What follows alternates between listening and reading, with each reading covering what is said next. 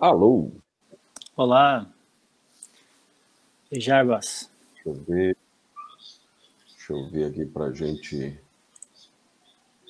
Acredito que agora a gente já vai estar. Está ao vivo? Isso, já está tudo funcionando. Enquanto a gente está começando aqui, acho que cabe explicar aqui do lado tem uma igreja assim bastante barulhenta. Então tá chegando um barulho até aqui no escritório. Aqui tem uns cachorros, então dá tranquilo. Então tá bom. Vamos. Deixa eu ver que horas é agora, que a gente marcou para as 20 horas e já são 21. Então, a quem está vendo a gente agora e a quem vai ver a gente aí no decorrer do nosso período, a gente quer... Esse período da entrevista, né? A gente quer dizer que pode entrar aí nos comentários, pode fazer as perguntas, pode fazer comentários. Talvez você que está assistindo aqui nunca foi lá na Sociedade Bíblica do Brasil, talvez você já tenha ido lá na Sociedade Bíblica do Brasil e conhece então essa realidade, quiser cooperar também com essa nossa conversa aqui hoje, é muito bem-vindo. Eu sou o pastor Jarbas Hoffman, aqui da congregação Castelo Forte, de Nova Venécia, e hoje eu vou conversar com o pastor Elismar Vilvock, ou Vilvock, né? Depende se o cara é alemão ou se o cara é brasileiro, aí a pronúncia certa. É certa, sim, a pronúncia que vão fazer aí. Então a gente vai conversar, uma curiosidade aqui que a gente começou nessas entrevistas. A ideia é a gente conhecer o trabalho pastoral mesmo. Tem muita gente que não sabe, talvez nem que tenha pastores envolvidos, pastores da Igreja Luterana envolvidos em tantas situações legais, bacanas, como é ser pastor trabalhando na Sociedade Bíblica do Brasil. Talvez não saibam que há muitos anos existem pastores da IELB trabalhando na Sociedade Bíblica do Brasil. E a gente vai falar disso tudo um pouquinho hoje.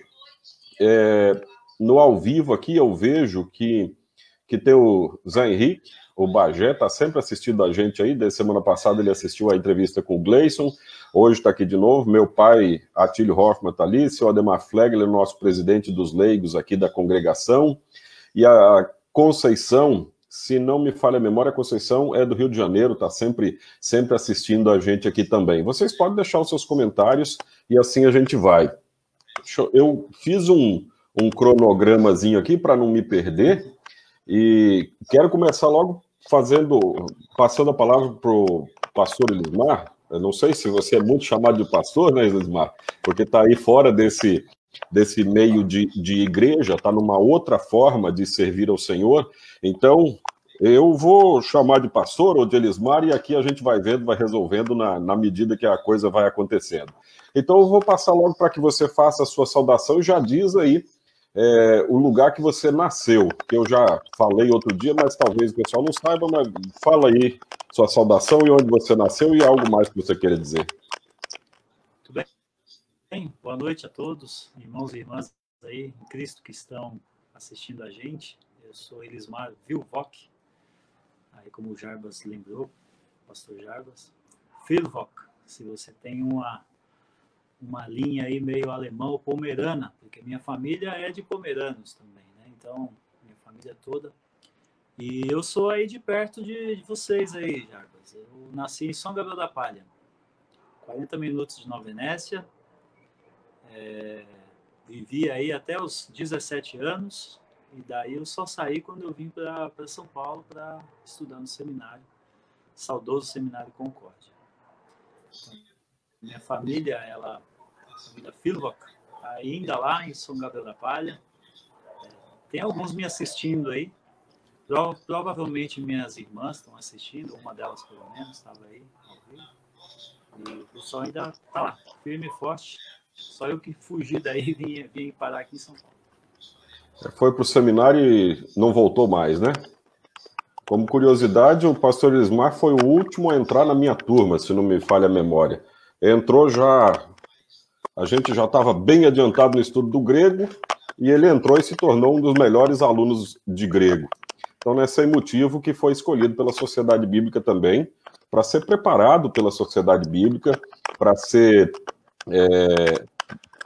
servir melhor nesse serviço que ele faz aí na Sociedade Bíblica. Cidinha Filvock, é conhecida sua? Minha irmã. Ela tá aí no Facebook assistindo. Nasceu já na Igreja Luterana, Elismar? Sim, eu sou natural ali de Três Pontões, interior de São Gabriel da Palha, e a minha família é luterana e muito luterana, porque meu pai era luterano da IELB e minha mãe era da ISLB. Aí eles casaram, né? Meu pai Elias Vilvock, minha mãe Lindaura Schreiber Vilvock. Eles casaram e aí minha mãe teve que seguir meu pai, né? Então os dois foram para a igreja. Aí é muito conhecido como Igreja Missura, né? Igreja Missura. Então, são membros até hoje, né? A gente mudou para a cidade quando eu tinha uns 14 anos, e a gente foi membro ali da Cristo, né? Que hoje até a segunda paróquia. Na época só tinha uma paróquia em São Gabriel, que era Cristo. Lá eu fiz a Cristo, onde está o pastor Alçamar Prando hoje. Pastor Alçamar Prando, isso. Naquela época, por mais interessante que possa parecer, o pastor era o pastor Dinísio, mas existia um pastor que era o segundo pastor lá, que é exatamente o pastor Norberto Krieger, que hoje está de volta. E agora ele é pastor da outra. Ele é pastor da Ebenezer, que é logo na entrada de São Gabriel da Palha, para quem vai aqui de Nova Venécia. Isso. E também é pastor lá da congregação de Três Pontões, da qual meus pais agora são membros novamente. Continuam cantando no coral também.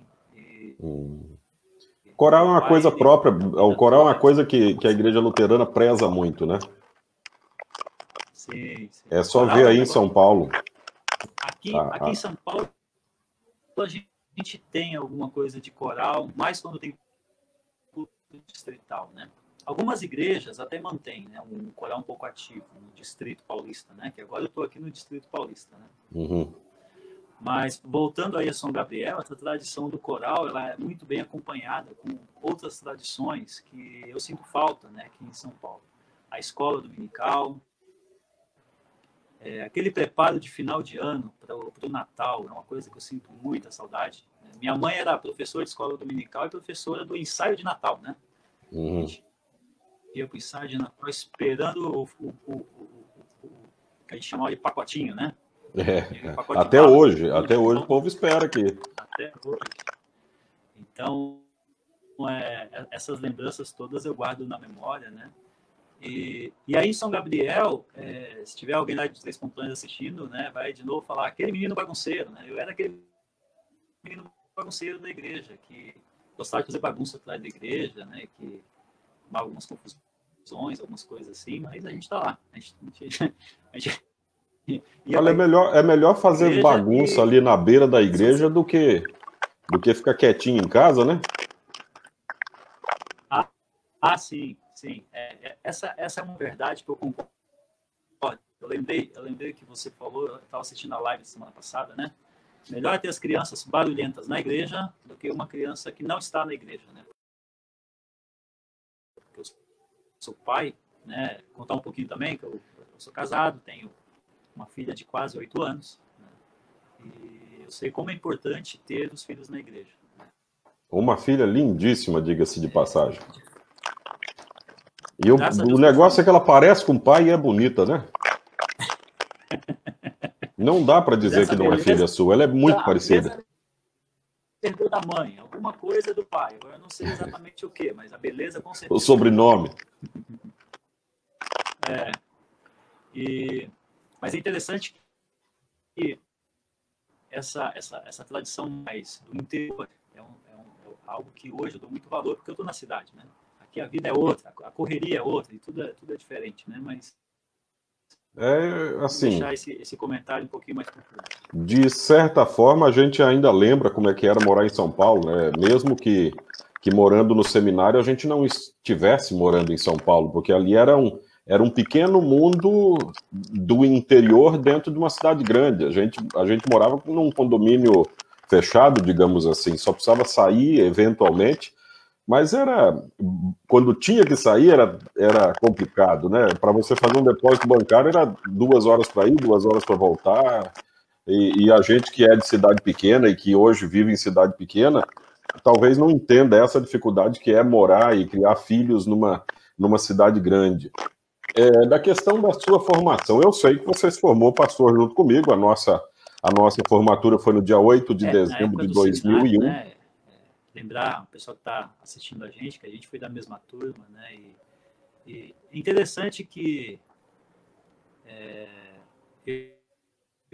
eu venho da mesma região que o pastor Jarbas, mas a gente se conheceu mesmo quando a gente veio para São Paulo. Exatamente. Antes disso, nós não nos conhecíamos. E aqui eu acho que a realidade que eu acho que nós dois enfrentamos, e não só nós, mas uma turma de colegas nossos, né? Porque a nossa turma tinha muita gente do distrito de Norte, né? Tinha. São Gabriel tinha bastante gente, Nova Venécia tinha algumas pessoas, e a gente, eu não sei vocês, mas como eu cheguei, você mencionou que eu cheguei mais tarde, né? A minha experiência para vir para São Paulo foi um pouco traumática, né? Porque vocês vão conhecer muito bem aquele lugar, logo depois de Colatina, que tem sempre deslizamento de terra naquele morro lá. Não sei o nome daquele lugar. É perto de Baunilha. Eu não lembro aquela montanhazinha, quando você vem de Colatina para Vitória, tem uma montanhazinha lá que estão sempre os desvios. Até hoje está uma bagunça aquilo ali, nunca ninguém conseguiu consertar. E ali tem sempre uma queda de cascalho, alguma coisa. Pois, na noite que eu viajei para São Paulo, com ônibus aí, Itapemirim ainda tinha a linha aí, norte de São Paulo, acho que é de Colatina para São Paulo. Aquela noite foi que a estrada foi embora naquele morro. Então eu fiquei 7 horas, na saída de Colatina, eu fiquei 7 horas parado no ônibus. E junto com todo mundo que estava no ônibus, teve que vir um ônibus de Vitória para buscar a gente. A gente atravessou ali uma pinguela, né? As pinguelas. Uma pinguelinha lá com a bolsa na mão. E quando eu cheguei aqui em São Paulo, rodoviária, né, do Tietê, eu conheci até então o terminal rodoviário de São Gabriel da Palha, né? Hoje estão fazendo a nova rodoviária lá, mas o terminal rodoviário era muito menor do que o de Nova Venécia. O rodoviário de Nova Venécia era bem maior do que o terminal rodoviário de São Gabriel. Aí você chega em São Paulo, rodoviário do Tietê, é um mundo, né? Acho que o Tietê inteiro é maior do que São Gabriel naquela época. Eu não sei se não é maior do que até hoje. Eu cheguei aqui. Deve ser.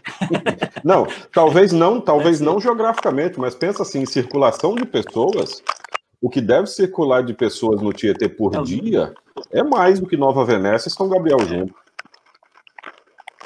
Aí eu cheguei aqui 7 horas de atraso, o pessoal que tinha ido lá na rodoviária me buscar com aquela Kombi, aquela Kombi bonitinha lá do Concorde, Sim, né? Lembro. Do Lobo e tal. Já tinha voltado de volta para o seminário e eu tive que chegar lá. Peguei uma ficha telefônica, liguei para o seminário. Falei, ficha telefônica, aí, ó, a criançada que está assistindo a gente, existia ficha telefônica. Não era cartãozinho ainda, não? Porque depois virou um cartãozinho, né? Para a gente conversar com as pessoas. Para a gente conversar com as pessoas, não tinha essa facilidade da internet, né, igual a gente está tendo aqui agora. A gente tinha que fazer umas coisas assim que, se a gente for tentar explicar, é muito capaz a criançada nem entender. Olha no museu. Como funciona esse bicho. Mas aí o pessoal foi me buscar. E aí um colega nosso, né, o pastor Luciano, que é colega de distrito e era da mesma cidade que eu, meio parente, né, porque o pai dele é primo do meu pai. Na igreja acontece essas coisas, que mais ou menos todo mundo é meio parente, né? Tem uma distância aí de gerações, mas se você pular 2, 3 gerações, você acaba descobrindo que alguém é parente de outro. E aí ele voltou com a Kombi, né? Depois de eu ter ligado, junto com a Suzana, filha do professor Ernie Zagast, e foi lá buscar o alemãozinho que estava perdido lá na rodoviária. E aí foi que eu cheguei no seminário. E eu atrasei porque a minha decisão foi tardia. Foi interessante, né? Já emendando na sequência aí das perguntas, né? Como fui parar no seminário. Até então, eu era costureiro. Trabalhava nessas malharias aqui de São Gabriel? Tem uma tradição aí até hoje, São Gabriel. Minha irmã, Cidinha, que está assistindo aí, ela trabalha até hoje, né? E nessa pandemia aí, ela está fazendo muita máscara, né? Na época, Cidinha está aí no comentário. A mensagem. Boa noite. Eu trabalhava numa fábrica de calça jeans, né? Desde cedo eu comecei a costurar com 14 anos. Registrei na carteira e comecei a trabalhar lá. Mas a gente era muito ativo na igreja, questão de juventude e tudo mais, né? Então, a liderança na juventude, né? Tinha estudos bíblicos, que a gente fazia os grupos de jovens, e aí a gente dirigia os estudos bíblicos, e talvez daí essa vocação começou a nascer um pouco em mim, mais forte. Aí quando eu vi que alguns colegas vieram para São Paulo, de repente me deu essa iluminação, essa inspiração. Até hoje eu acho que Deus chegou em mim e disse, vai para São Paulo. Foi até surpresa para o meu ex-patrão, que ele falou assim, eu não acredito que você vai embora. Tem algum concorrente querendo contratar você. Quanto que eles vão te pagar que eu vou cobrir esse salário, né? Eu era bem eficiente aí na costura, né? Mas eu falei, não, estou indo para São Paulo, eu vou continuar meus estudos, né? E tinha acabado de terminar o segundo grau, porque passou naquela época, em 96 para 97, aconteceu uma greve que atrasou a formatura de muita gente lá do segundo grau. Era normal essas greves aqui no Espírito Santo nessa época, né? Hoje em dia o pessoal, só um comentário aqui, hoje em dia o pessoal preocupado aí com fechar o ano, com essas escolas fechadas. Olha, a nossa educação foi praticamente todo ano com 2, 3, 4 meses fechado, ou de Operação Tartaruga, e nunca repuseram um ano desse, né? Não que isso seja bom, mas é apenas que a gente já passou por isso fora de pandemia. E naquela época estudei ali no Inglês de Souza, né? Hoje tem até outro nome, mas a gente estudava de noite, trabalhava de dia, e eu me formei como técnico em contabilidade, né? Porque tinha essa questão, quem estudava de noite era técnico em contabilidade, e quem conseguia fazer o magistério durante o dia, né? Se formava nesse técnico no magistério. Então eu formei técnico em contabilidade. Formatura bem tardia, nem consegui participar da formatura, então eu já fugi e fui para São Paulo. Tanto é que tinha uma regra na escola, você não conseguiria passar de ano se você não estivesse participando da formatura. E aí a diretora lá abriu uma exceção, até mencionou isso na hora lá de fazer não sei como é que chamava, colação de grau, não era bem colação de grau, mas para entregar o canudinho dizendo que tinha sido formado em técnico em contabilidade. Ela fez essa menção de que eu tinha ido continuar os estudos em São Paulo, né? Isso, o pessoal ficava imaginando o que é isso, né? O pessoal foi para São Paulo estudar e tal, cidade pequena, o pessoal ficava impressionado. A gente não tem noção do que é São Paulo até chegar em São Paulo. A gente pode ter, assim, a impressão de saber, eu já imagino que é uma cidade grande. Eu já fui até Vitória. Olha, quem acha que foi a Vitória e conhece uma cidade grande, devia passear de bicicleta por Vitória e perceber que você consegue dar algumas voltas na cidade em poucas horas. Em São Paulo, quando a gente vai de ônibus, por exemplo, ou de carro, eu já fui dessas duas formas, agora faz muito tempo que não vou nenhuma dessas formas, você passa horas e horas vendo cidade, né, de carro e de ônibus.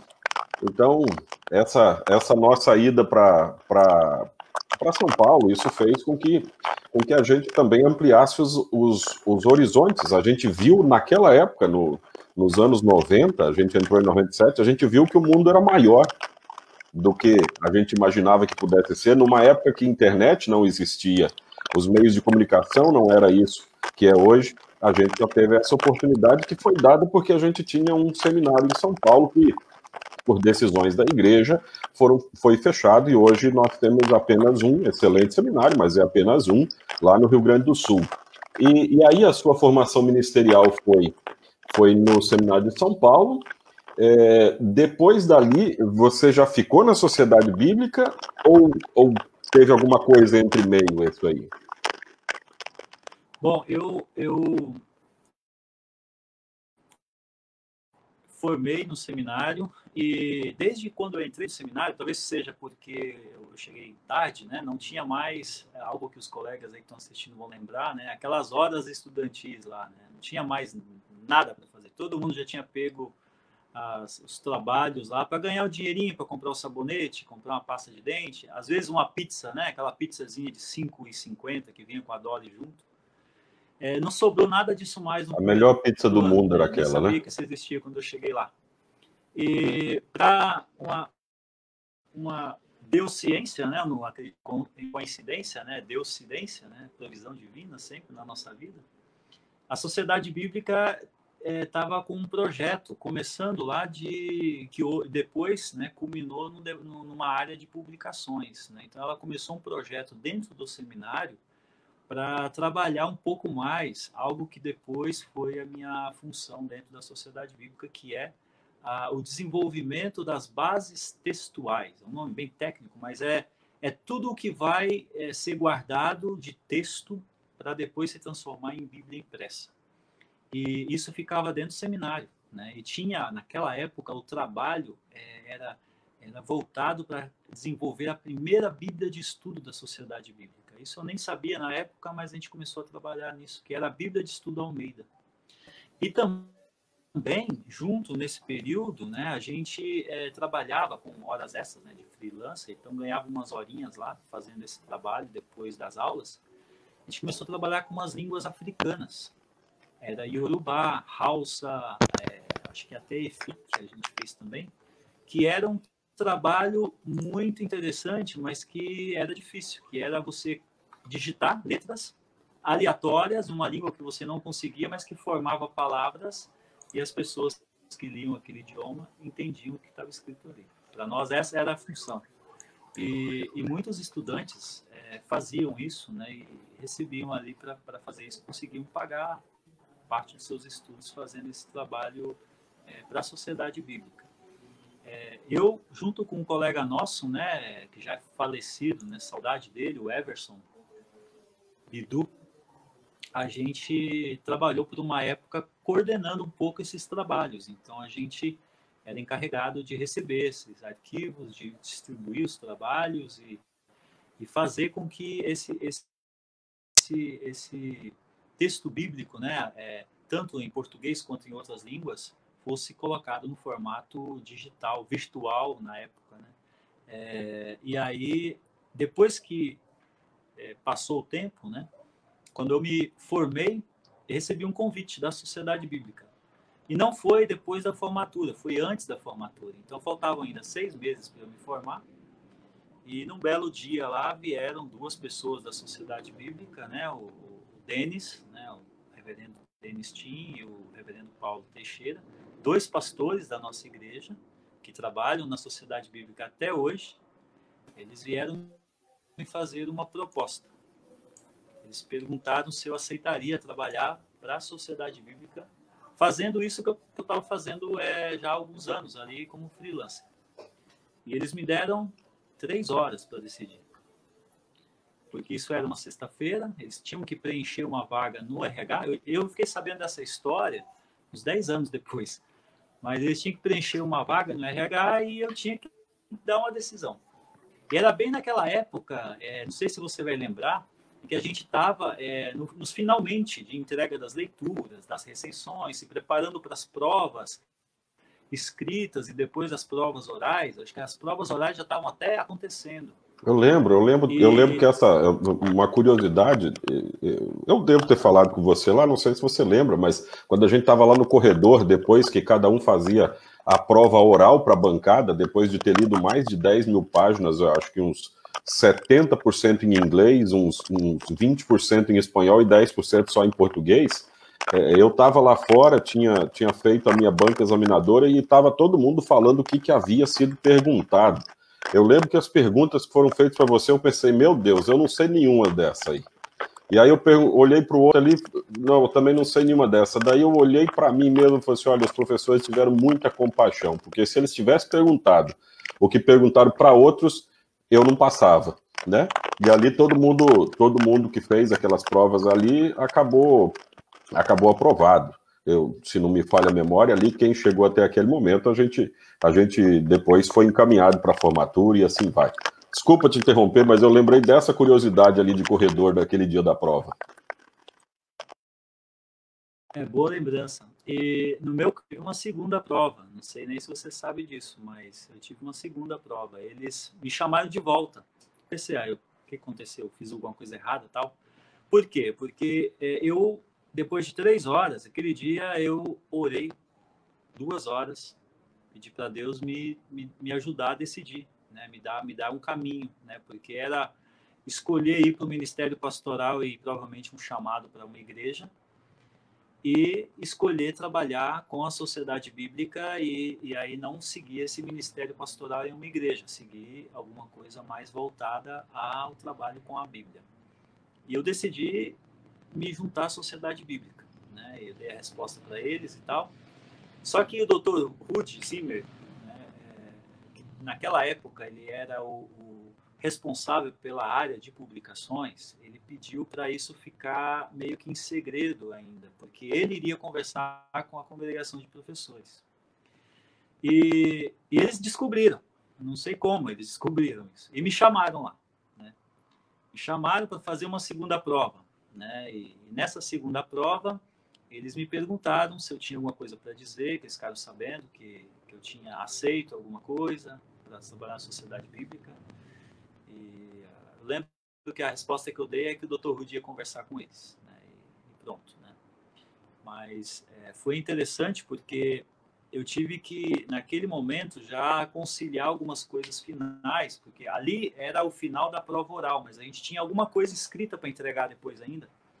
E aí eu tinha que conciliar o trabalho, daí um pouco mais corrente com a sociedade bíblica, com esse final, né, esse fechamento aí da teologia. E aí depois que terminou tudo, a gente se formou, né, naquele 8 de dezembro lá, e eu fiquei em São Paulo, né, eu fui morar ali nos arredores do seminário, junto com outros colegas que eram membros da Ebenezer, até o Claudeci Kipper, que é aí de Vila Pavão, né, vizinho de vocês, a família dele mora aí até hoje. Eu morei, dividi uma casa com ele, com um outro saudoso, né? Infelizmente ele foi morto em um assalto, o Dr. Sérgio Krieger, que era um advogado brilhantíssimo, né? Membro da Ebenezer ali. Aqui porque isso, grande amigo lá, membro da Ebenezer, foi presidente da Ebenezer por um tempo, e por uma fatalidade, um assalto num semáforo, que acontece aqui em São Paulo quase que diariamente, né, essas tentativas, o bandido ficou afoito, deu um tiro que acertou direto no coração dele e ele faleceu.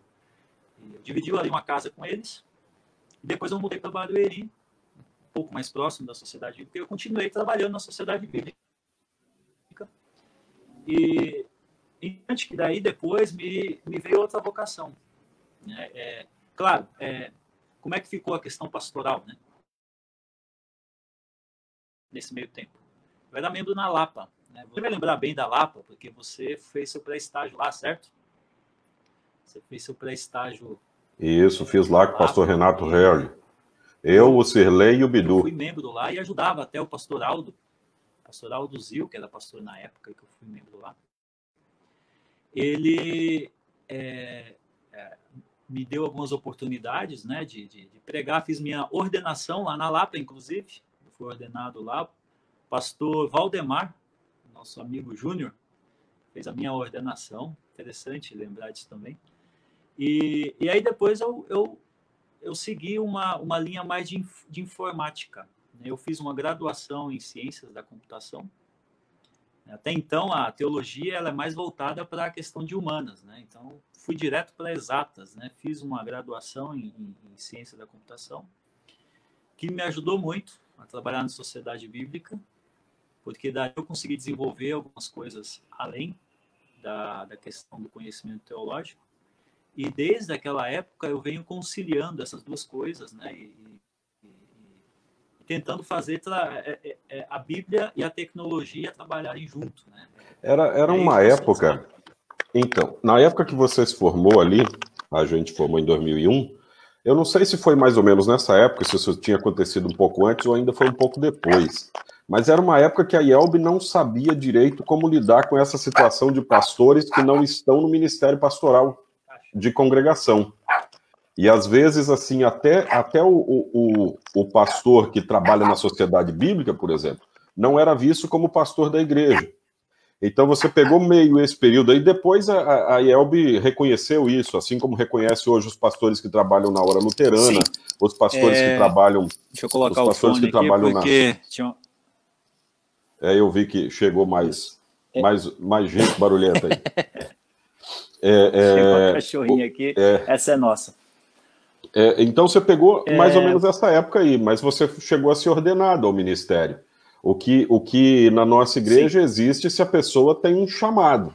Então a igreja, de uma forma ou de outra, reconheceu que você tinha um chamado aí ao te conceder a ordenação, mesmo que não fosse para ir para o ministério de uma congregação. Sim, a gente lutou um pouquinho para isso era a época do presidente Winter, e depois veio o Nerbas. Os pastores da sociedade bíblica, né, todos não tinham um chamado reconhecido, né, como pastores comissionados ou chamados para trabalho na sociedade bíblica. Dos nossos colegas, o reverendo Paulo Teixeira tinha um chamado da Congregação Redentor, e a maioria dos outros, ou quase todos, não me engano, todos, não tinham esse reconhecimento. E aí, em algum momento, foi dado esse reconhecimento. A gente fez até um ato bem interessante, foi lá em São Bernardo, né, em que todos os pastores foram devidamente reconhecidos, né, o chamado foi devidamente reconhecido. E existe até hoje, um chamado vinculado ao trabalho que é realizado na sociedade bíblica. Então, hoje, os pastores que trabalham comigo lá, eu trabalho com eles, né, são os pastores, o reverendo Denis Tim, reverendo Paulo Teixeira, reverendo Mário Rost, que foi nosso professor, né? Denis Tim também foi nosso professor de grego no primeiro ano, Paulo Teixeira foi nosso professor de filosofia e tudo mais, e o doutor Erni, nosso professor. Esses são os pastores atuando hoje na Sociedade Bíblica do Brasil. Também atuaram lá o pastor, né, Cláudio Morgenstern, o Alessandro, pastor Alessandro Ros de Souza. Ros, isso. Ele era um dos meus supervisores ali na Lapa, no Morro Doce. No Morro Doce. E também teve, por um período de tempo curto, mas também atuou com nós, um dos nossos colegas, o pastor Cláudio Bintin. Ele trabalhou com a gente também lá. Ele trabalhou um período com a gente lá, até na área de publicações, né, desempenhando lá as funções. E hoje é pastor no Paraná, se eu não me engano. Marechal, né? Estava em Cruz Alta, acho que é Marechal agora. E então aí eu fiz essa investida, né, para me melhor preparar na área de ciência da computação. E isso deu também a oportunidade de colaborar com outras sociedades bíblicas, porque essa especialização no texto bíblico, do ponto de vista um pouco mais técnico e prático, é bem raro no mundo, inclusive no mundo das sociedades bíblicas, né? A minha área, uma área de atuação que tem uma sigla, né, que chama CAP, é a área que você pega o texto bíblico o mais cru possível, né, livre de formatação, livre de aqueles códigos que eu acho que você trabalhou também, né, que tinham umas barras com texto e tudo mais. Né? Eu e a Irene, a gente ajudou numa confecção de uma Bíblia de português de Portugal, e o povo às vezes não sabe, acha, quem senta só na frente do Word e vai digitando já com C cedilha, não entende que para o C virar um C cedilha tem que ter um símbolo antes dele ali. Para o A virar um A com tio, tem que ter um símbolo, que o computador, na verdade, esse texto cru, ele não entende, né? Então, isso está tudo por trás aí, mas cada vez as pessoas sabem menos. E aí essa é a forma mais, até hoje, por conta do mundo digital, se descobriu que essa é a forma mais segura de se preservar um conteúdo, especialmente no se tratando de texto bíblico, né?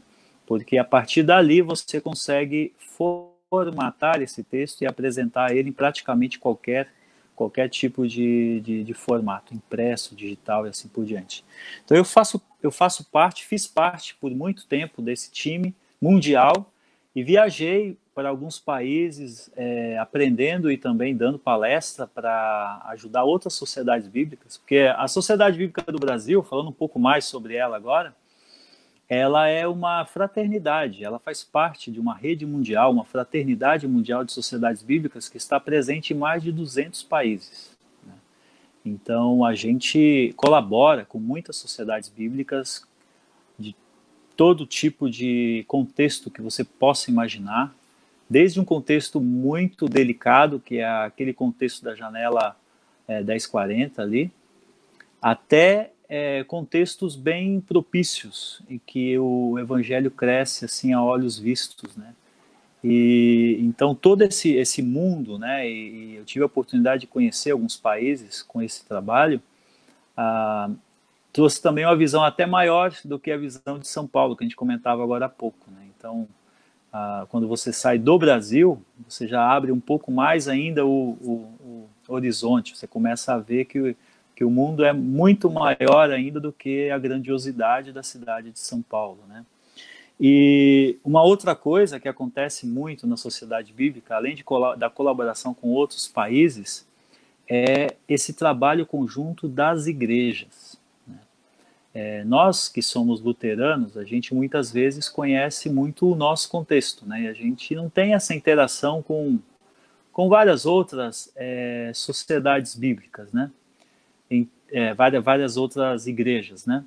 Mas quando você começa a interagir com outras igrejas, você percebe que há uma sintonia, né?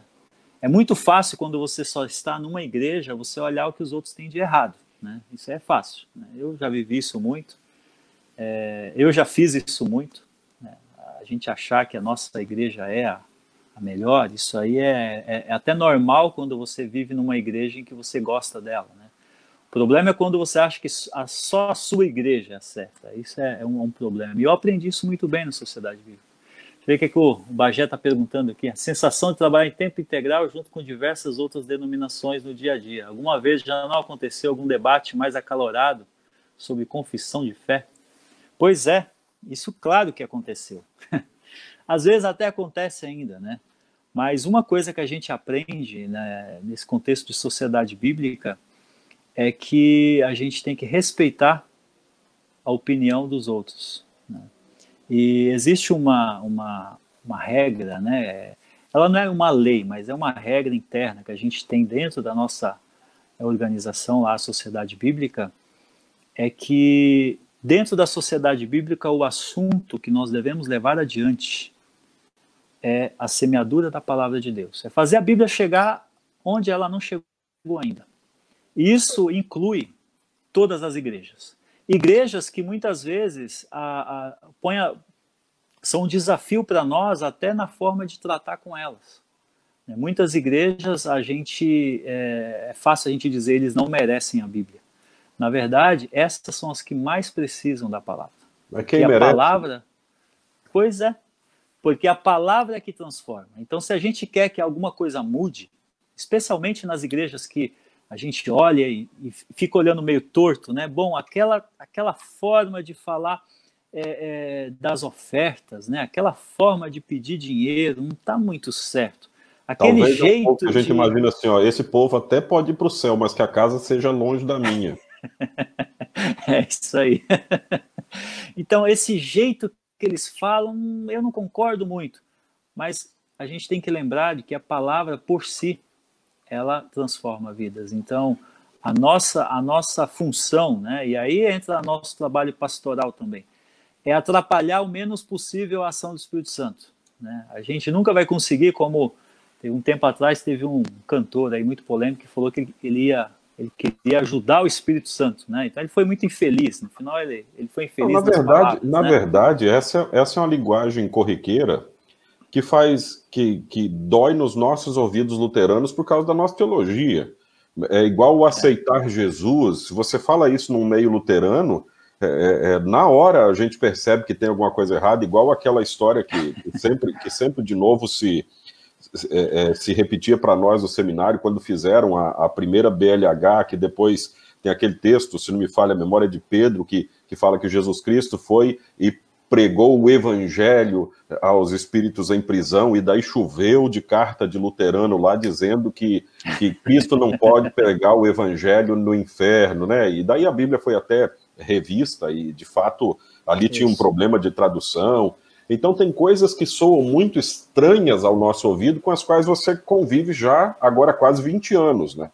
Então, sim, e em funções diferentes. Eu, por exemplo, sou pastor da minha igreja, eu tenho que prezar pela pura e sã doutrina na minha congregação, e isso implica, em quando eu tenho contato com outras denominações, ver até que ponto a gente pode ir sem ferir a nossa doutrina. No caso de vocês, o serviço de vocês é colocar a Bíblia na mão do povo. Então, até que ponto a Sociedade Bíblica do Brasil pode ir colocando a Bíblia na mão do povo? Eu acho que são funções diferentes. Uma das dinâmicas que a gente tem trabalhado muito fortemente nesses tempos recentes, né, é fazer com que a Bíblia chegue naquelas pessoas que tratam a Bíblia como um objeto interessante, né? Às vezes a Bíblia é vista como aquele livro interessante lá que, se você abrir no Salmo 91, ele vai fazer alguma coisa para você, então um amuleto, né? Ou aquele livro estranho lá com a língua estranha e tal. Então, esse tipo de pessoas, né, que não tem essa intimidade com a palavra de Deus, né, por alguma razão na vida nunca se interessou, esses são os nossos alvos. E também aquelas pessoas que estão na igreja.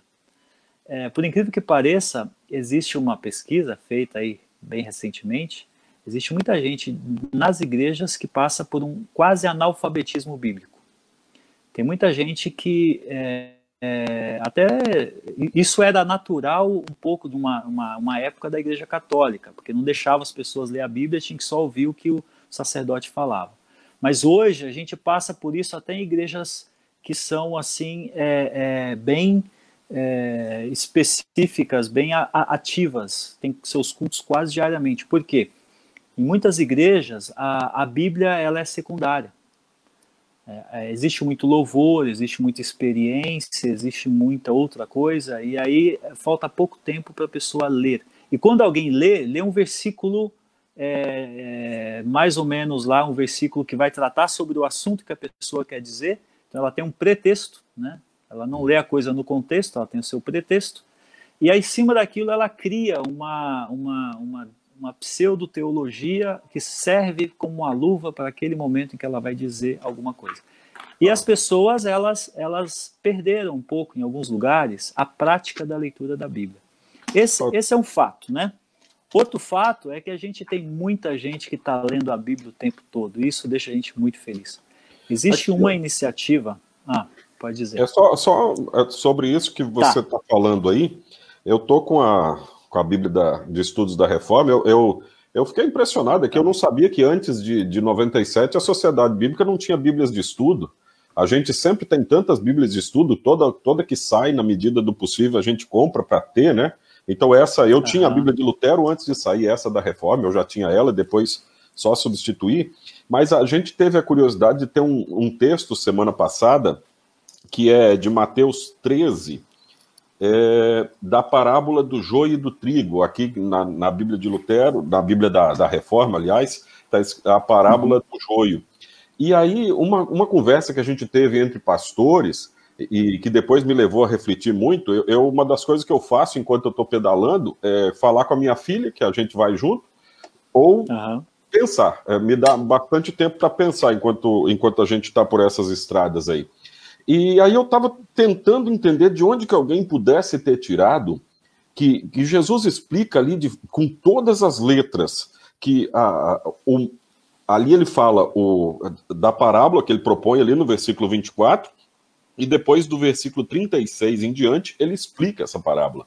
E ali ele diz com todas as letras, o campo é o mundo. E eu já vi pregações, não só na nossa igreja, eu já vi em outros lugares, pregações em que o cara que estava lá pregando, o pastor, ele disse, olha, isso aqui Jesus está falando da igreja, não pode deixar, a gente tem que conviver o joio e o trigo dentro da igreja. E aí eu fui olhar as nossas séries de leituras, a gente é uma igreja litúrgica, né? Então as nossas séries de leituras, antes dessa mudança que ocorreu em 1999, só pegava os primeiros versículos, só pegava Jesus contando a parábola. Não era texto do domingo, Jesus explicando a parábola. Então, às vezes, aí até o pastor não lia a explicação da parábola dada pelo próprio Jesus. E aí alguma informação assim se perpetuava equivocada. Porque ele falou assim, isso aqui é a igreja. Não, da igreja Jesus ensina como lidar em Mateus 18. Ali é para lidar com o pecador dentro da igreja, né? Então, é curioso, a gente lê a Bíblia, eu estou na segunda volta consecutiva, e uma das coisas que muito me ajudou, eu acho que é da sua área aí, da Sociedade Bíblica, são os aplicativos. Eu tenho o aplicativo da Sociedade Bíblica para ter aquelas Bíblias de estudo, que são próprias aí da Sociedade Bíblica, então só pelo aplicativo que a gente pode ter, mas assim, o que eu gosto de usar é aquele outro, YourVersion, acho que chama. YourVersion. Então, esse aí é o que eu gosto de usar. Você bota um fone de ouvido, mesmo que vai pedalando ou fazendo seu exercício, bota um fone de ouvido e ele vai lendo a Bíblia para você. E eu senti aqui da minha congregação, que depois que a gente trocou uns 2 anos atrás para a nova tradução na linguagem de hoje, que eu insisti com as pessoas, olha, peguem o celular no culto, leiam a Bíblia do aplicativo. Eu falava assim, olha, não vai responder o WhatsApp, porque senão vocês vão para o inferno, mas a Bíblia você lê a Bíblia no culto aí do seu aplicativo. Eu tenho notado que muito mais gente tem lido a Bíblia por causa desse meio. Então, como toda novidade, num primeiro momento amaldiçoaram os aplicativos. Mas eu tenho lido mais a Bíblia por causa dos aplicativos, que você pode fazer a leitura no celular, parou no celular, você pode ler no computador. Se você tem uma Smart TV em casa, você pode entrar no site e ler na sala da sua casa. Eu acho bastante confortável. Eu acho que essa é uma área sua aí também, né? Vocês querem falar um pouco sobre isso? Eu trabalhei nessa parte de desenvolvimento do texto, especificamente na área de publicações, né, por quase 18 anos. Então, nessa área eu desenvolvi, junto com outros colegas, a gente desenvolveu uma série de iniciativas digitais. A primeira delas, que eu já entrei, já estava acontecendo, era a Bíblia Online. Não sei se você lembra dela. Eu comprei a Bíblia Online. Eu tinha ela era depois uma caixa de sucrilhos, assim, grande. Isso, e depois tinha uma versão, um upgrade depois teve. Tinha. Eu gostava daquelas viagens virtuais, eu gostava daqueles negócios lá. Isso. Aí depois veio uma outra biblioteca digital da Bíblia, que é uma parceria com o pessoal da Faith Life, que na época era Logos. Eles são do norte dos Estados Unidos. Até hoje existe. Eu acho eles meio caros, mas vale a pena pelo material que eles têm lá. E tem muita coisa luterana. Inclusive, eles têm uma parceria muito forte com o nosso braço editorial lá nos Estados Unidos. E depois disso veio o Glow, que foi uma inovação tecnológica surpreendente, porque essa Bíblia digital... Era esse aí. Esse aí que tinha as viagens virtuais. Eu tive esse aí. Isso. O Glow, ele trouxe o Street View do Google, que hoje é uma maravilha, a gente faz isso à torta e à direita. Antes de existir Street View aqui no Brasil, você já fazia Street View lá na Terra Santa, você conseguia fazer esse tour. Eu entrei dentro do templo, tudo virtualmente, era fantástico aquele programa. Aí esse Glow era de um colega nosso, depois ele ficou um parceiro nosso, né, que depois ficou muito amigo meu até hoje, Nelson Saba. Ele trabalhou nesse projeto e a gente fez uma parceria, e depois esse projeto também ele caminhou. Nesse mundo digital, eu falei de 3 produtos até agora, você percebe que existe essa dinâmica de começar e terminar as coisas, né? Então, todos os produtos que a Sociedade Bíblica trabalhou sempre foi em parceria. E aí esses parceiros, quando eles mudavam os planos de negócio, e claro, muitas vezes não foi muito por decisão do parceiro, mas foi pelo avanço da tecnologia. Nós dois, a nossa turma, passou por um período, até não sei se você já se deparou com isso, mas foi durante a nossa estada pelo seminário em que a gente passou da carta de papel para quase o e-mail. Quando a gente saiu do seminário, já estava começando a acontecer a navegação na internet nas casas das pessoas. Isso. Em 97, quando a gente chegou no seminário, a gente estava aprendendo o que era um computador, né? A gente escrevia carta à mão ainda. Eu levei o meu computador. Eu lembro que você levava e detonava o teclado, né? Ou força para digitar, né? E aí, quando a gente voltou do estágio, né? Eu fiz meu estágio lá em Belém, né? Fiquei 1 ano lá. Na época eu levei um computador, até foi meu primeiro Apple, né? Era um Macintosh quadrado, que eu acho que era a herança do David Collis, professor nosso, né? Professor David Collis. Esse Macintosh tinha passado na mão de um monte de gente e eu comprei de algum outro aluno. Levei para o estágio. Ele era preto e branco e tal. Quando eu voltei do estágio, a realidade já tinha mudado. As pessoas já estavam acessando a internet lá no seminário. Isso nunca tinha acontecido. Já tinha algum pequeno acesso, mas isso era o privilégio de poucos. E aí a tecnologia ela avançou muito rapidamente. Então, no começo, quando tinha a Bíblia Online, você não tinha conexão com a internet, você tinha que resolver tudo com CD. Depois veio a internet, aí você conseguia já conectar alguma coisa e baixar alguma coisa para o seu computador. Quando veio o telefone, e aí veio o iPhone na frente, depois vieram todos esses outros smartphones, hoje a gente nem pensa nisso mais, começaram os aplicativos, e esse parceiro nosso, que é muito parceiro nosso até hoje, da Sociedade Bíblica, a YouVersion, tem um caso interessante deles, eles foram um dos primeiros 100 aplicativos da App Store, do iPhone. Então, logo quando abriu a App Store para produzir aplicativos, eles foram lá e colocaram o aplicativo da Bíblia. Então, a Bíblia esteve presente nesse mundo digital desde o seu nascimento na questão dos aplicativos. E aí eu conheço os fundadores, são até bem amigos meus aí. A gente tem uma parceria com eles que resultou, inclusive, na gravação das Bíblias da SBB. Então, esse áudio que você menciona, né, que você gosta de ouvir, eu tenho, assim, um prazer de dizer que foi um resultado de uma ótima parceria entre a Sociedade Bíblica e o YouVersion, porque foi por causa dessa parceria que a gente conseguiu gravar esses áudios, né? A voz que está ali naqueles áudios é uma voz conhecida das pessoas da Sociedade Bíblica, porque numa época, nos anos 90, quase 2000, a Sociedade Bíblica gravou uma série de CDs chamados Hinos Inspirados na Bíblia. Eu tenho alguns desses CDs ainda, e a voz que ficava entre um hino e outro tinha um versículo bíblico que era narrado, era a voz do Edson, né, amigo meu, Edson Tawil. Ele gravou as 4 Bíblias nossas, né, a RC, a RA e a NTLH, falei 4, né?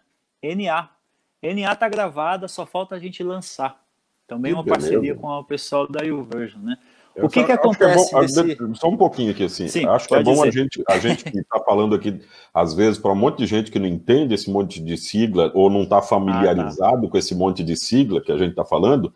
A SBB, a Sociedade Bíblica do Brasil, no início você falou a ISLB, é a Igreja Evangélica Luterana a Igreja Evangélica de Confissão Luterana no Brasil, a IELB, a Igreja Evangélica Luterana do Brasil.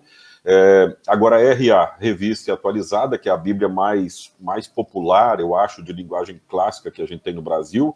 A RC, sim, que é predecessora dela, ou antecessora dela, ela é uma das muito utilizadas, eu acho, entre os demais evangélicos e pentecostais. Eu posso estar enganado, mas eu acho que ela é muito Assembleia utilizada. De Deus, ela era até pouco tempo atrás a única Bíblia oficial da Assembleia de Deus.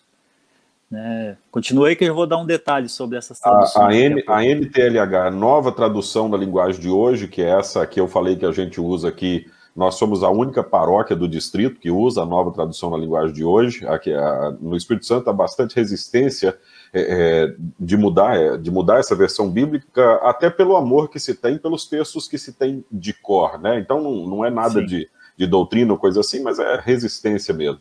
E a NA, Nova Almeida, que é o último lançamento aí, é em linguagem clássica, não é uma linguagem popular, como a nova tradução da linguagem de hoje, mas eu acho que o último lançamento aí foi feito uns 2, 3 anos atrás.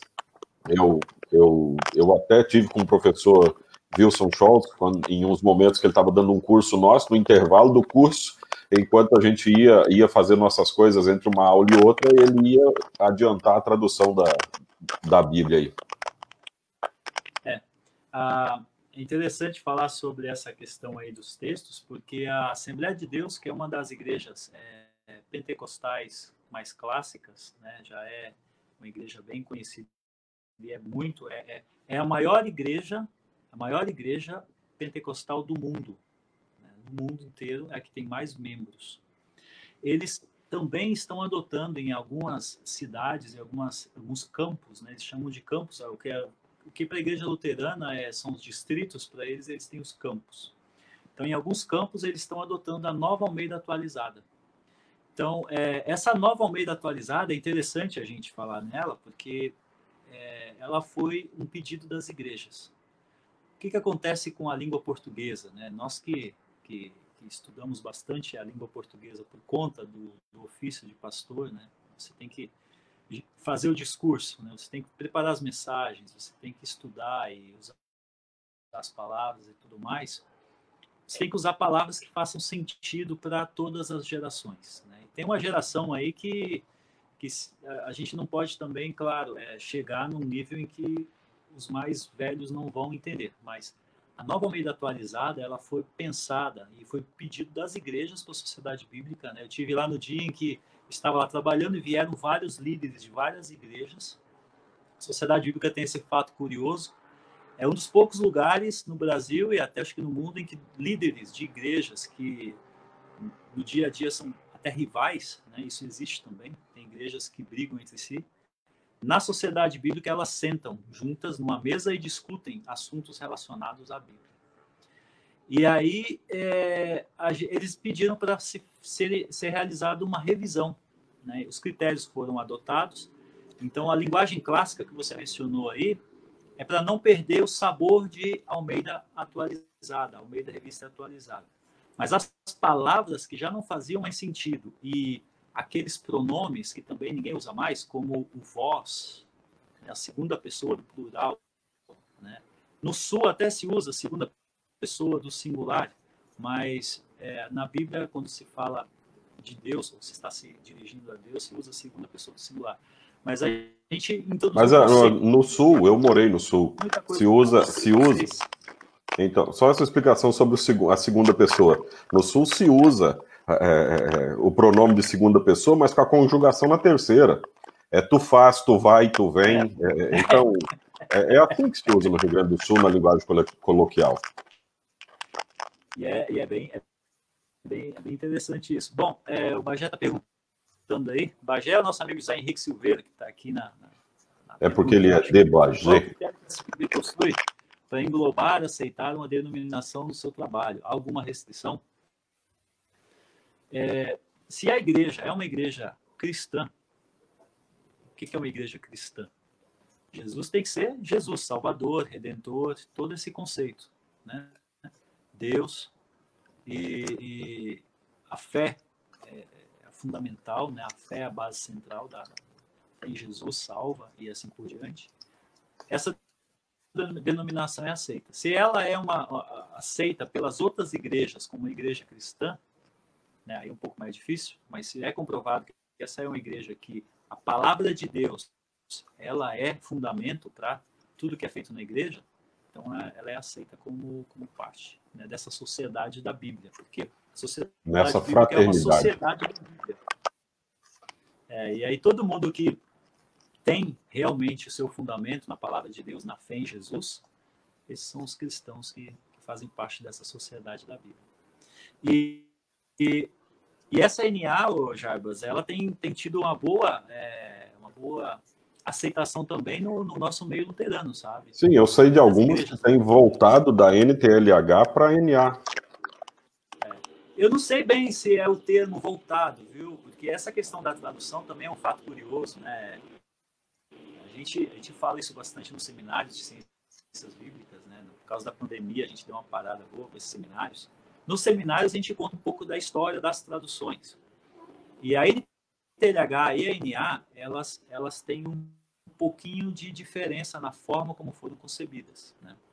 A NTLH, ela é uma tradução dinâmica. Tradução dinâmica nada mais é do que você traduzir o inglês good morning para bom dia.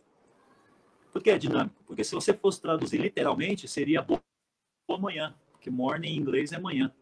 Mas o termo good morning é como no português a gente falaria bom dia. Essa é uma tradução dinâmica. E na própria Almeida, Revista Atualizada, o Dr. Wilson vai saber isso melhor do que eu. O Dr. Wilson Schultz foi um dos principais responsáveis pela revisão da Nova Almeida. Ele é um professor luterano do seminário lá do Sul. E o reverendo Dennis Tim também foi outro revisor dessa Bíblia. E aí a Catherine Moura, que também trabalha na área de tradução e publicações, também foi responsável por essa revisão. Então a gente teve 2 luteranos trabalhando na revisão da Nova Almeida Atualizada. Fato curioso é que se vocês forem lá no Pai Nosso, vocês vão ter um Pai Nosso conforme o que a gente fala na Igreja Luterana. Não tem nada de proposital nisso, mas é a fluência. Como as igrejas hoje falam o Pai Nosso? Daquele jeito. Então essa foi a escolha. Quando o texto ele diz o que precisa ser dito, por que a gente vai embaçar o caminho? Né? Então a gente tem que atrapalhar o menos possível a ação do Espírito Santo. Claro que tudo isso foi feito por pessoas que conhecem os originais, que não se desviaram nem para a direita nem para a esquerda, se assim alguém quiser perguntar, e que dentro das possibilidades, né, daquilo que foi dado para eles de tarefa, eles trabalharam o texto para que seja compreendido. Né? Ele é Almeida, tem ainda todo esse toque de Almeida, mas as pessoas conseguem entendê-lo melhor do que se estivesse lendo a Almeida Revista Atualizada. É um texto fechado? Não é. Se alguém tiver alguma dúvida sobre Nova Almeida, até hoje as pessoas escrevem para a Sociedade Bíblica e perguntam, mas esse versículo aqui eu não concordo muito como foi feita essa revisão aqui. E se tiver embasamento, se realmente provar a partir dos originais que a palavra ali deveria ser mudada, ou uma outra palavra deveria ser colocada, não tem problema nenhum em fazer isso e atualizar esse texto. Esse texto, depois que terminou a revisão e depois que a gente lançou ele já passou por pequenas alterações. Né? O que são essas alterações? São aquelas melhorias para a fluência ficar ainda melhor.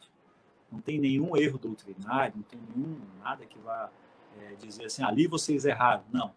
A gente está cada vez pulindo mais para que as pessoas entendam cada vez melhor a palavra de Deus. Claro que isso tudo feito sob o temor e o tremor diante de Deus.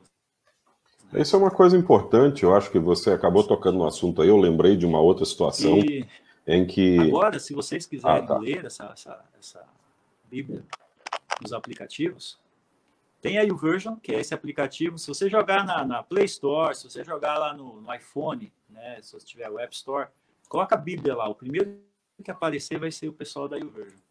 Eles já têm mais de 450 milhões de downloads no mundo todo. No mundo todo. Se você quiser abrir aí, Jarbas, abre aí um link chamado maps.youversion.com. E aí eu vou mostrar um fato curioso para a turma aí. Maps, né? Maps. Então, eu estava chegando só nessa curiosidade aqui, ó. Ah, sim.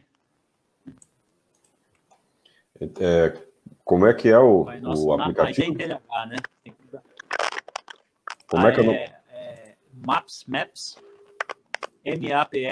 maps.youversion.com. Esse eu não conheço. Vai abrir um mapa preto. Esse mapa é o mapa em tempo real da leitura bíblica a partir do aplicativo da YouVersion. É gente que está lendo a Bíblia agora. Feito no mundo. Cada luzinha que está aparecendo é um capítulo sendo aberto da Bíblia no mundo todo. E aí vocês têm essa mancha meio escura, é onde está escuro no mundo, né? Então aqui a gente está de noite no Brasil. Não, Mas mesmo assim o Brasil é o segundo país. Essa volta aí. E aí se você olhar as bandeiras, aquela ordem ali é a ordem que você tem aqui desse lado aqui. Você tem aí as bandeiras. A segunda bandeira do Brasil, porque é o segundo lugar no mundo que está lendo mais a Bíblia nesse momento, nesse aplicativo. Primeiro lugar, Estados Unidos, depois vem o Brasil. Legal. E aí você vê todos esses textos. Aí, se você quiser ver exatamente qual passagem está sendo aberta, é só você colocar a /SBB depois desse link aí, e você vai ver as nossas traduções em português, e aí vai mostrar os capítulos que estão sendo lidos nesse momento no mundo todo. Essas são as Bíblias da Sociedade Bíblica que o pessoal está lendo. O pessoal aí, claro, lendo... Bíblias em português, o Brasil está na frente. O pessoal está lendo muito... mas tem outros países do mundo aí lendo Bíblias em português também, ó. Mas que bacana a gente tem esse mapa aqui que eu não conhecia. Esse mapa é bem legal. E se você quiser ir só para a América Latina, você substitui o SBB por Latam. Acho que é Latinoamérica, alguma coisa assim. Mas tudo bem. As Bíblias da SBB, as Bíblias em português, né, da Sociedade Bíblica, já foram lidas em mais de 220 países no ano passado, né? Então, a gente tem esses dados estatísticos por conta da parceria com a YouVersion, e a gente recebe diariamente essas estatísticas aí de leitura da Bíblia. É bem interessante ver que a palavra de Deus ela continua sendo lida por conta dos aplicativos, e aqui não está contabilizado aquela leitura no papel, que ainda acontece muito, né, por aí afora. E com certeza em igrejas do interior, né, como é o caso muito ainda forte no nosso Espírito Santo, muita gente está começando a colocar a internet, né? Eu fiquei sabendo aí que a internet está começando a se espalhar pelas roças aí. Meus pais acabaram de instalar a internet lá também. Mas nas cidades aqui, igual eu mesmo, a cidade inteira trocou aqui no final do ano para a internet de 200 megas. Você já consegue de 500 megas em Nova Venécia. Então, assim, com fibra ótica, a coisa tá... E não volta mais. Igual a igreja precisou se reinventar nesse momento de pandemia, e nós temos tido tanta coisa, igual essa entrevista mesmo, talvez se nunca tivesse acontecido a pandemia, não me dava na ideia da gente ter essa conversa aqui e mostrar para outras pessoas. Eu estava conversando ontem com o presidente dos leigos, numa entrevista que eu concedi no programa deles, Homens de Fé, para falar do Departamento de Comunicação da IELB. Ali, naquela entrevista, o Juliano, que é o presidente, destacou quanta coisa boa nós aprendemos da pandemia. Quanta coisa boa nesse momento em que nós fomos restringidos, se a gente não tivesse essa janela para o mundo aqui, se a gente não tivesse a Bíblia nos aplicativos, e que bom que a gente tem todo esse recurso, né? Sim. E recursos como essa solução que você está usando aqui, chama StreamYard, esse é uma dessas iniciativas que surgem para facilitar a vida das pessoas. Tem muita coisa acontecendo aí, e gente que eu nunca imaginei que fosse aparecer na frente das câmeras, está fazendo live quase que direto na internet, falando daquilo que interessa, né, que é a palavra de Deus, né? Claro, tem muita gente falando besteira também na internet, mas isso é uma coisa que eu tenho dito bastante. Até nem precisa estar na internet, tem gente que fala besteira fora também. Mas nossa função, aí eu tenho essa certeza, né? Nós como pastores que tivemos a nossa formação, né? Primeiro técnica e agora na prática também, nós temos essa missão de usar essas ferramentas para levar a palavra de Deus. Porque esse vídeo que está passando agora ao vivo, né, ele vai ficar gravado. Então, algumas pessoas vão ter a curiosidade de assistir pelo menos um pouco. E muitas vezes, esse pouco que a pessoa assiste pode ser a diferença entre ela continuar vivendo ou não, né? Pode despertar o interesse para algo maior. Nós temos muitos colegas nossos que passam os domingos fazendo essas mensagens, né? Eu deixo assim um incentivo e uma gratidão incrível para esses pastores, muitos pastores luteranos, outros pastores de outras igrejas, que continuam pregando a palavra de Deus nesse meio, porque é muito importante que isso continue, que não pare, porque as pessoas precisam ouvir a palavra de Deus, precisam saber que Jesus é o Salvador da vida delas, né? E a gente vai Uma aprender coisinha que eu queria que você mostrasse. O que é? A gente vai aprender fazendo. Ah, sim. Muita coisa sai torto no começo e depois, aos poucos, as pessoas vão se aprimorando, né?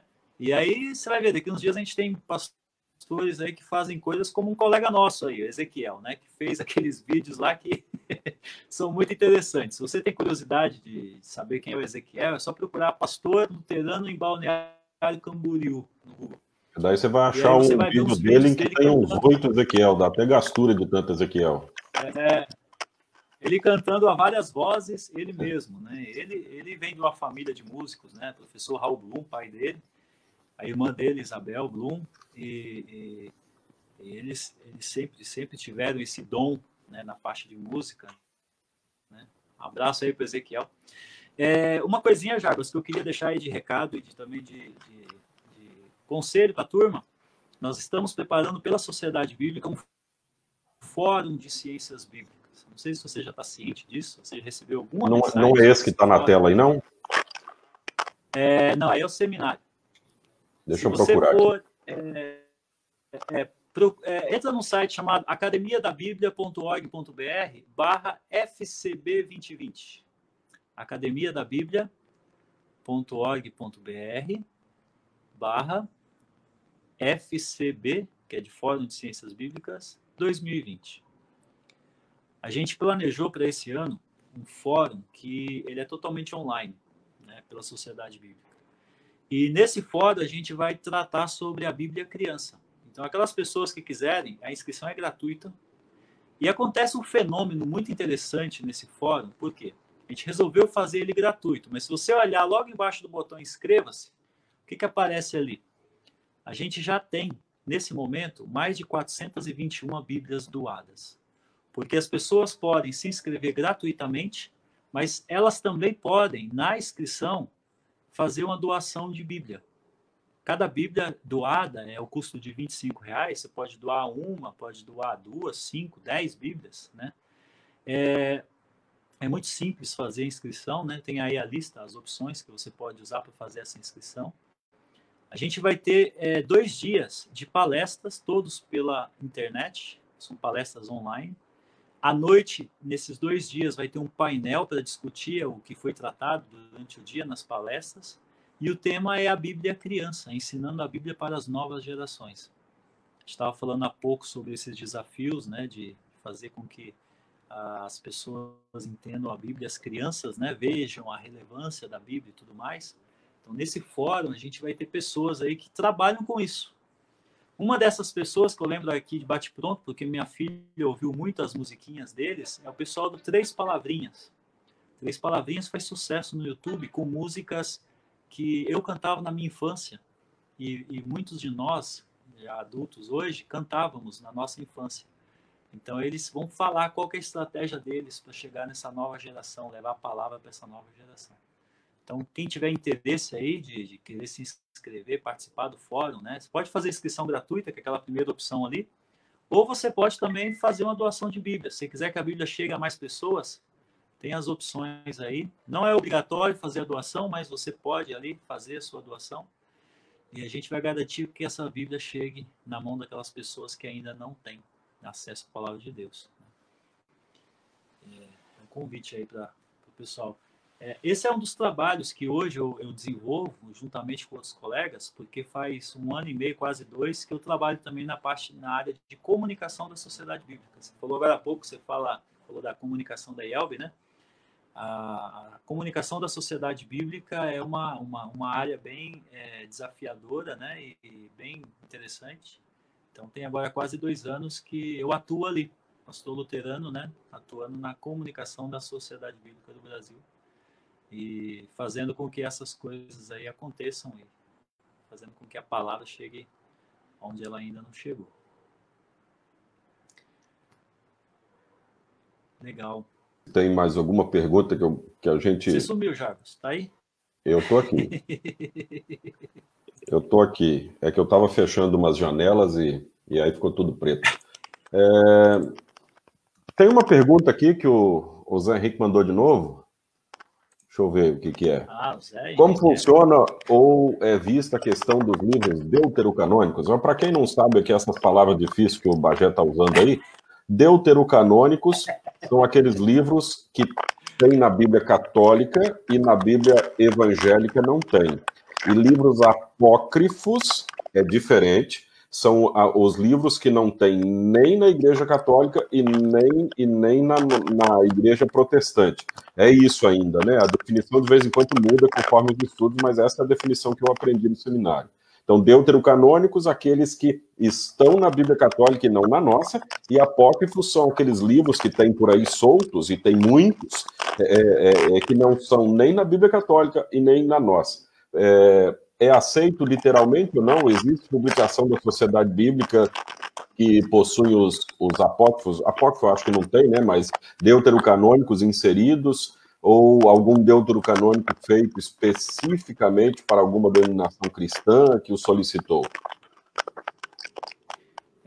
Bom, essa é uma pergunta de seminário de Ciências Bíblicas. Quem tem a resposta na ponta da língua sempre é o Dr. Wilson, e de tanto ouvir ele responder, eu aprendi bastante sobre essa questão. Essa questão dos livros, né, entra na questão do cânon, né, o cânone, né, que é outro desses termos técnicos, né, do mundo teológico. O cânone são aqueles livros que são aceitos, né, como a Bíblia. E o cânone, a gente chama de cânone protestante, ele possui 66 livros, 39 no Antigo e 27 no Novo Testamento. E os deuterocanônicos são livros que, segundo o nosso Martinho Lutero, ele aconselhou, são livros bons para a leitura, porque existe um período entre o Antigo e o Novo Testamento em que não se são mais ou menos 600 anos, né? Essas datas também são um pouco incertas, né? Nunca dá para se dizer com certeza, em que muita coisa aconteceu e que a maioria desses acontecimentos estão nesses livros deuterocanônicos. Mas por que eles não são aceitos, ou são aceitos? Quem usa, quem não usa? Ora, a Bíblia, ela foi fechada, o cânone dela, com os 66 livros. Até para a Igreja Católica, os livros deuterocanônicos, eles estão ali dentro, são considerados bons para a leitura, mas os inspirados são os 66, né? Que a gente, como protestantes, e depois tem os evangélicos, pentecostais, todas essas linhas, nós só lemos esses livros.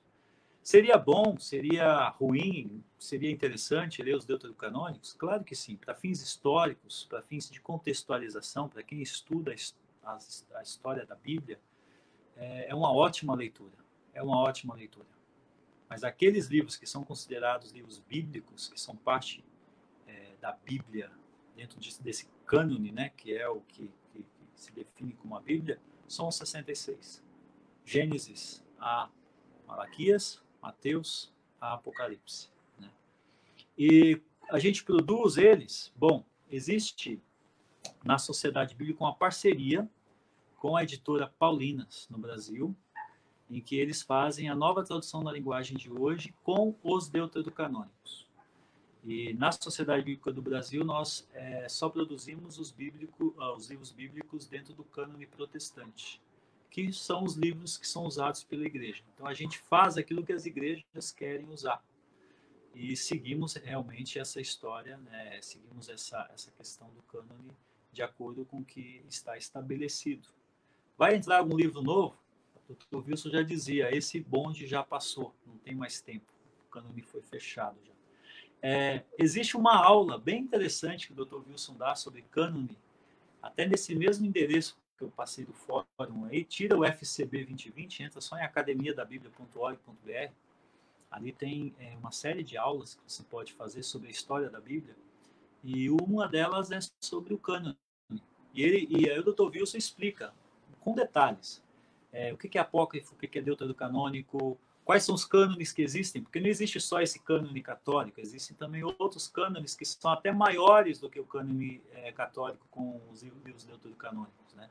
existem os cânones das outras igrejas ortodoxas e tudo mais. Então, ali, nesse curso ali da Academia da Bíblia, você vai aprender, né, com um professor luterano da igreja luterana. Ele foi consultor da Sociedade Bíblica por muitos anos. Hoje ele é consultor voluntário. E ali você vai aprender nesses módulos aí, que o Jarbas está mostrando na tela, você vai aprender um pouco sobre a história da Bíblia, e uma dessas aulas tem a ver com o cânone, né, da Bíblia. É muito interessante isso daí. O módulo 1 é gratuito, então se você quiser experimentar, ver como é que são as aulas, o módulo 1 você vai poder fazer gratuitamente. Essa é uma outra área que eu também atuei. Eu, inclusive, gravei o Dr. Wilson nisso daí, editei os vídeos e, em parceria com outros, um pastor lá do Rio de Janeiro, a gente lançou esse módulo aí dentro de uma plataforma de ensino à distância, né, que também está muito conhecido hoje em dia, esse método de ensino. Muito legal, pastor Elismar Vilvock. Eu acho que a gente pode ir terminando. A gente já está conversando aqui 1 hora, já deu para conhecer bem como é que é o seu trabalho na Sociedade Bíblica, e a gente precisa louvar a Deus a cada dia por ter a Sociedade Bíblica e as sociedades bíblicas ao redor do mundo. As pessoas às vezes não sabem, e isso é uma coisa que eu sempre falo quando eu falo de Bíblias. A gente, como pastor, sempre vem gente pedindo como é que faz para comprar Bíblia.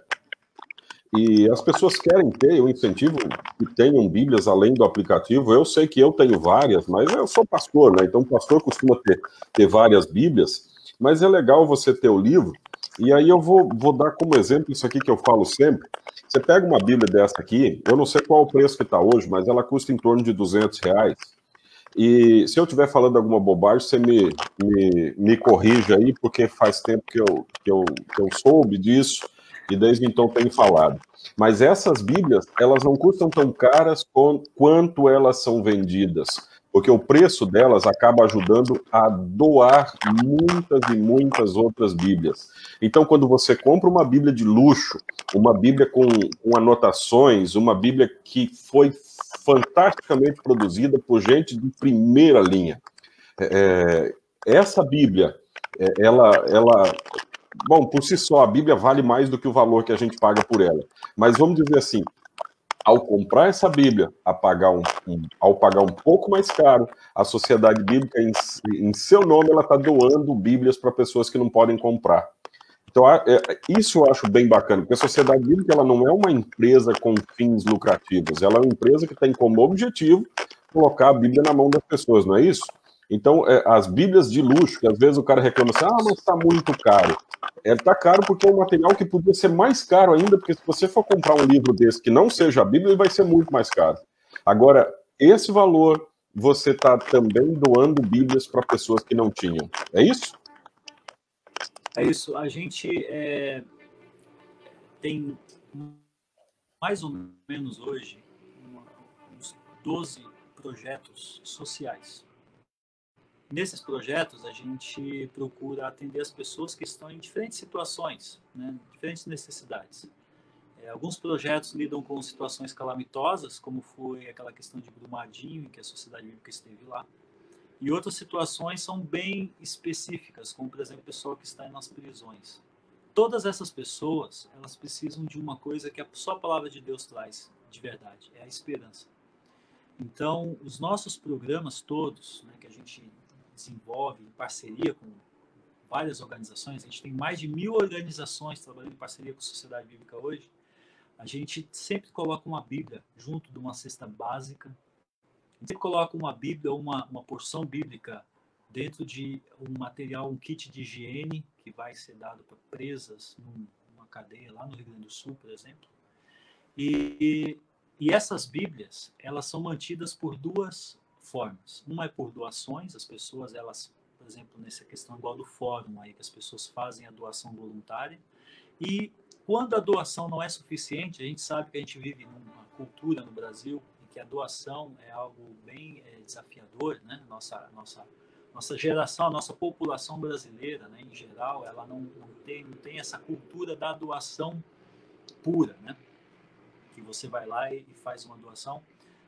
Muitos projetos desses, eles só continuam viáveis porque a Sociedade Bíblica investe neles. E esse investimento sai da venda das Bíblias. E as Bíblias de estudo, o preço delas, eu não tenho um percentual aqui agora, mas um grande percentual que sobra da venda da Bíblia é investido nesses projetos.